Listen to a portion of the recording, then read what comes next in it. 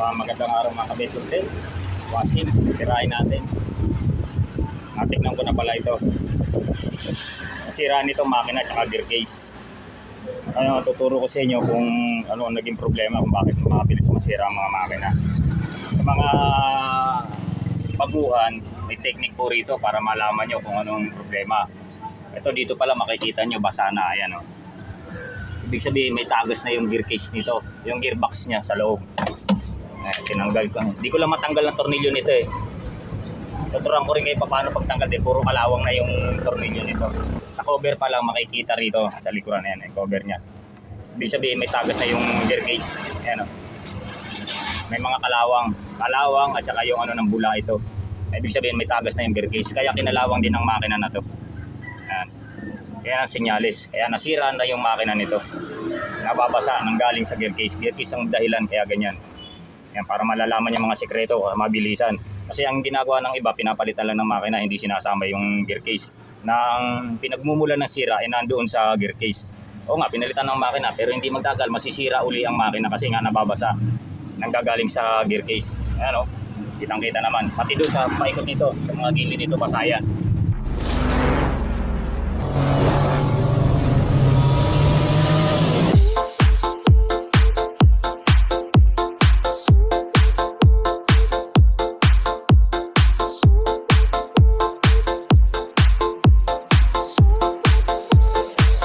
Ngayon, hindi matanggal ko kasi ang ano nito eh, tornilyo eh, kinalawang eh. Natanggal ko na yung dalawang tornilyo nito. Dalawang tornilyo na lang ang tatanggalin natin. Ay, balik na rin natin.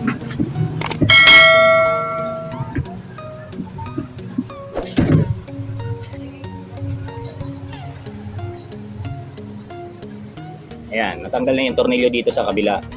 Dalawang tornilyo pang di natatanggal na yun. Kusalsal na yung ano, ulo ng screw, hindi na matanggal. Ngayon, tuturo ko sa inyo kung paano tanggalin natin yan. Gamit itong panghinang. Ito 100 watts para mag-init yung tornilyo, para may angat natin. Yan.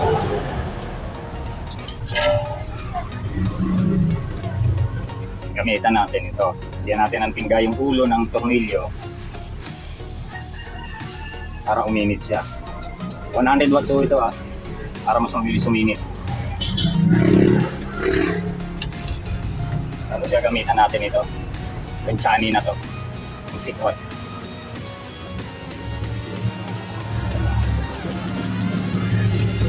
Tutok lang natin hanggang lumambot.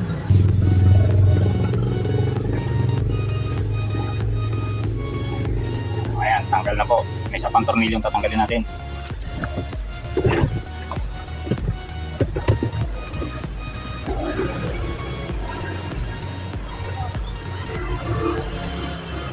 Mas lubog lalo ito, mas malalim.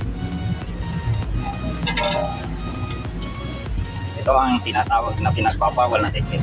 What? Sa tornilyo.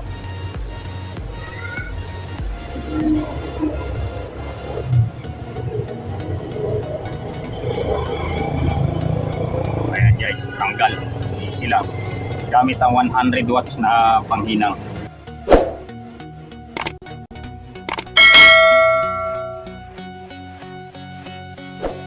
Ayan o, makikita rito sa paikot na to.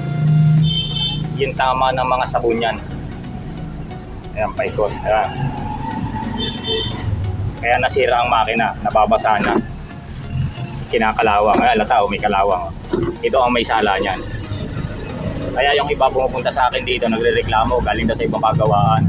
Hindi rin nagbago. Kasi ang purpose nito, itong gear case na to, malalaman nyo na ho yung problema ng washing nyo. Sa unang salang nyo, pag unang laban nyo, lagay ng isang salang sa washing, malakas pa. Bago mag 15 minutes, hihina na ang ikot kasi may tagas na rito, lalabas na. Tapos mababasa na ito, dudulas na ngayon ang belt. Yun ang senyalis ng masira na ito. Kaya kahit hindi pa sira ang makina, idadamay niya na ito. Kasi nga nababasa na. Hihina na ang resistensya nito kasi babasa na yung magnetic wire. Ayan. Kaya kita nyo nangyari dito ngayon. Dalawa na yung nasira. Imbis na ito lang, nadamay na pati ito. Yan, ngayon nagkaroon kayo ng idea. Kaya papalitan natin ito at saka ang makina. At saka yung iba akala nila belt ang problema kasi mahina raw ang ikot. Tapos dala sa akin yung belt, bibili sila ng belt. Sabi ko hindi belt ang problema ng washing nyo kasi nga makapal pa oh. Sayang eh, gusto pa nilang bumili, pa-try daw nila eh. Sabi ko ako, walang balikan ha, kasi makapal pa ang belt nyo. Hindi ko yan nasira niyan, gearcase ang sira niyan. Ito po yung makina tester natin. Ito yung common blue.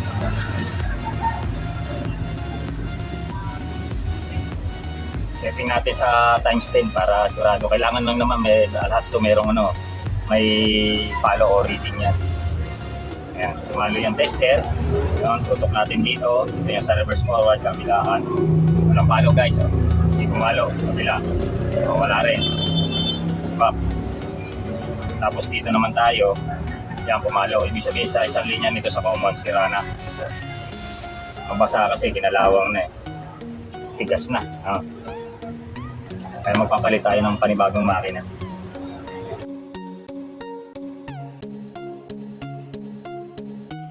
Ito ang bagong makina. Tansuho ito. Kasi 100 lang ang diferensya sa alum.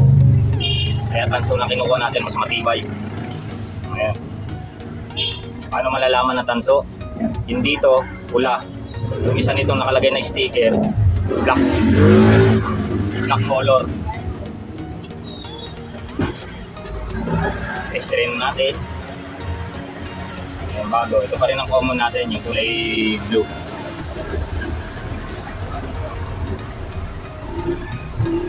Tester yan, pumalo. Itong dalawang linya. Itong dalawa na to na pula at yellow, yan yung sa capacitor. Yan yung sa reverse forward. Common ang blue. Ayan, pumalo po guys. Ya. Ayan, pumalo po sa tester natin. Sabihin, ayos po ang makina na bago. Kakabit na po natin ito. Ayan, nakikabit na natin yung bagong makina. Ayun, tetestingin natin. Ito po yung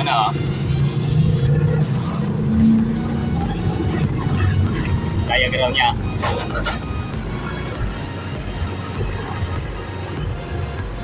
Ayan.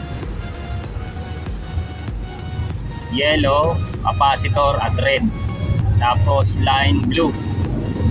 Yung manual diagram niya sa color coding ng makina. Ito po yung wire. Ito yung red, ito yung lilinyan yung isa. Tapos ito yung blue, common niya, yellow, capacitor. Itong dalawa pong red and yellow ang capacitor. Direct na po natin siya para makita. Hindi natin muna padadaanin sa timer para makita nyo na pwedeng yun, para sa mga maguhan matuto. Palitan natin ang bagong capacitor kasi yung capacitor na dati nakakabit 500 na lang ang karga. Ayan. Kabit natin dito. Wala naman yung polarity yan.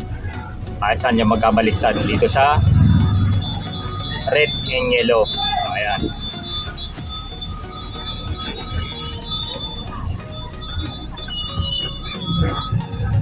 Ito naman ang common in blue. Ayan. Ito ang reverse forward. Ayan. Rekta natin mo sa outlet. Tignan nyo guys. Tapos natin para makita. Ayan, iikot. Ayan. Sak natin. Rekta po ito ha. Ingat lang po para sa mga maguhan. Ingat lang. Ayan. Umikot po. Ayan, umikot. Tapos reverse naman. Ito sa kabila. Sasalpak natin. Ito naman. Ayan, bumalik naman ang ikot niya. Ayan, okay po. Walang problema ang makina. Natin kung malakas. Malakas ang makina guys. Hindi mapigilan. Okay. Kabit na natin. Ay magpapalit pa tayo ng gearbox niya.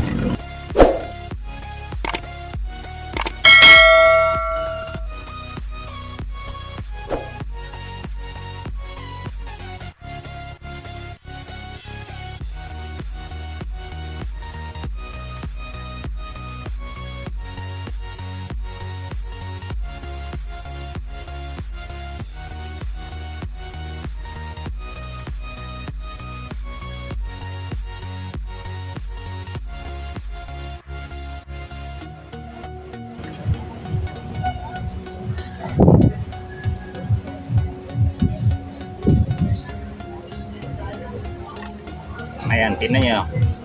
Pag nagbabalik na po tayo ng pulley, nagpalit ng motor, kailangan itong pulley na to, tsaka dito sa pulley sa motor, dapat magka-level sila pantay para yung belt magpantay. Yung iba kasi ginagawa pag nagpalit lang ng sabi hindi tinitingnan maglilihis kasi yan pagka hindi pantay dito yung belt, matatanggal. So, ayan, iangat na lang natin to.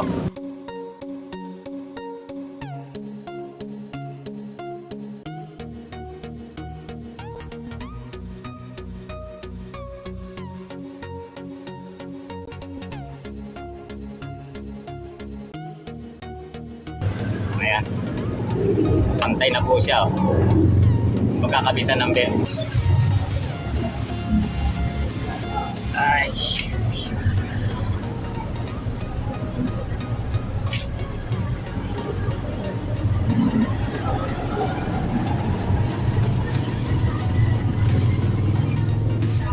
Ayan, ito galing sa line in, plug. Ito, packet naman ng timer.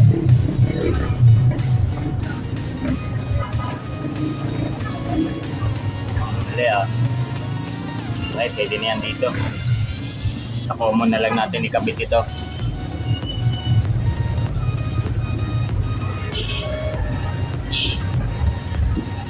Dito sa blue ng motor. Diba?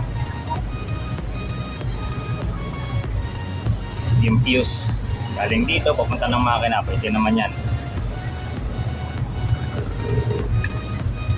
Tapos itong dalawa na to, ito po ang line ng capacitor sa timer, reverse forward.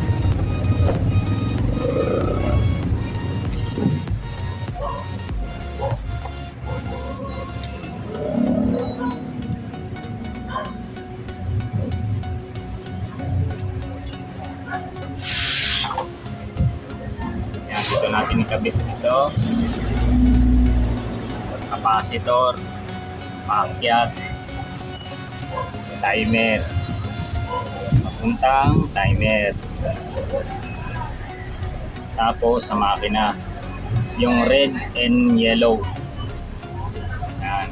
Kahit saan naman dito magkabaliktaran, wala pong problema yan. Ayan, kabit natin dyan, tapos dito. Ayan, galing po ng makina yan ha.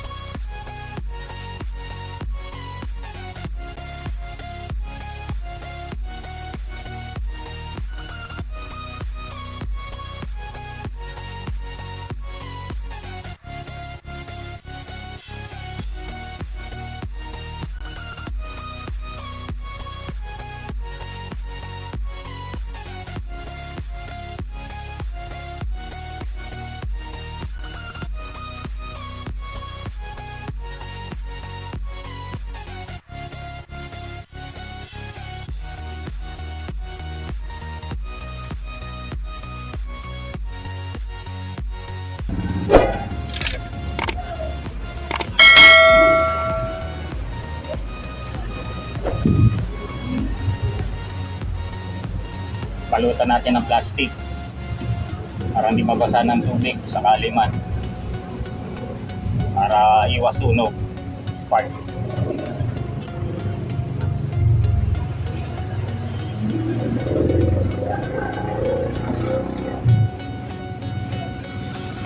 Tapos ibitin natin dito. Kailangan itong ilalim na ito pinagsuksukan na sa ilalim, para kung dito naman galing yung tubig sa taas, hindi siya papasok, papunta lang sa labas, babagsak nila. Takpan na natin guys.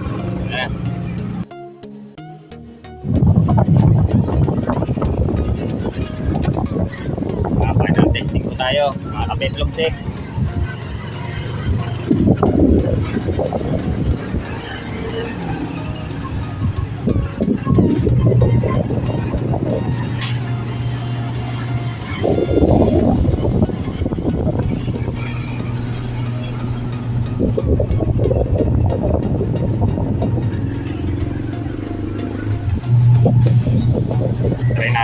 Ayan.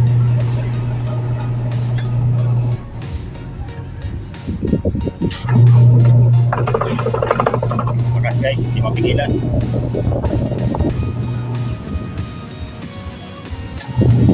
Okay po, hanggang dito na lang po. Magandang araw. Sa mga hindi pa po nakasubscribe, pakisubscribe na lang po.